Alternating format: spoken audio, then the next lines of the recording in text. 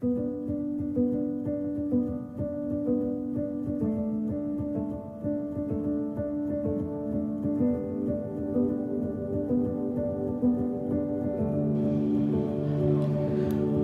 sommes le 24 mai 2023. Partons pour une aventure loin d'Abidjan, à Tiébissou, très précisément à Dosakassou. Pas dans le village, mais nous irons encore plus loin, dans un champ. Et là, nous découvrirons un champ de tomates. Ces tomates que nous faisons pousser de la terre.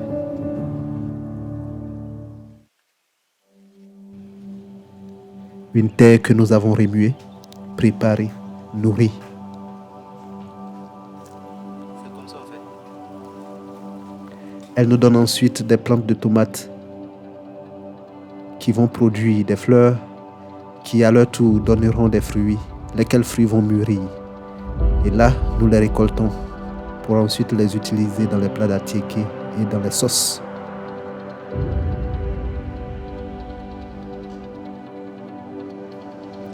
Mais pour faire ce travail, nous avons besoin de la source d'eau. Ici, nous avons une eau toute pure, une eau qui reflète ce qu'elle est réellement, c'est-à-dire la vie. Ici, la vie est calme, elle est tranquille.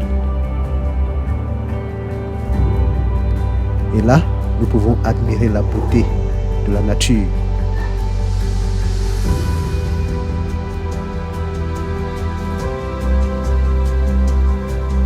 Cette nature regorge de vie. Mais nous vivons aussi avec le feu qui nous permet de cuire nos aliments et de nous réchauffer.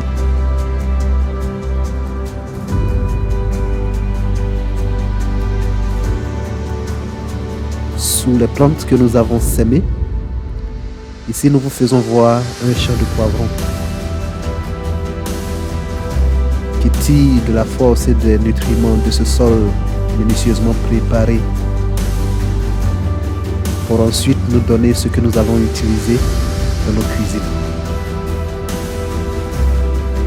Ces feuilles de poivrons si pures sont le résultat du soin que nous avons apporté à ce sol, tout comme le résultat ici du travail des termites.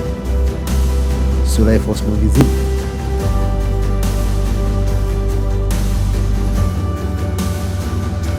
Nous travaillons le sol, nous le remuons, nous le secouons pour en faire sortir ce qu'il y a d'essentiel, ce qu'il y a de nutritif pour nos plantes.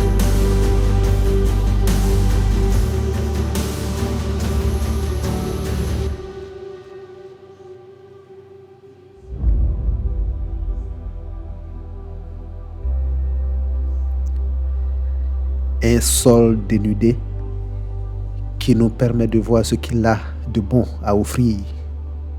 Un sol qui a été précédemment utilisé pour la culture de cacaoyers, lesquels ont donné tout ce qu'ils ont à offrir à l'homme. Mais maintenant, ils dessèchent et ils ne peuvent même pas nous offrir l'ombre qu'il faut. Ce champ est très ensoleillé. Ce champ est riche. Mais sa richesse ne bénéficie pas qu'aux plantes de tomates que nous sémons. Sa richesse se voit aussi à travers la variété des plantes qui y poussent.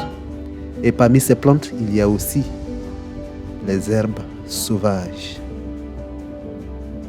C'est pourquoi nous devons apporter beaucoup de soins. Mais juste dans cette nature sauvage, dans cet environnement, nous avons beaucoup à apprendre. Nous avons beaucoup à admirer.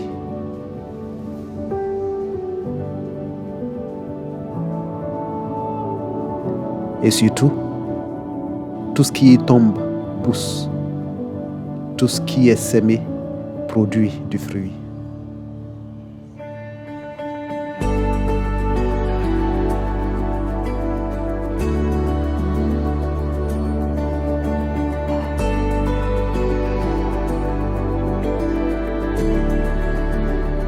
Ici, les fourmis nous donnent un exemple.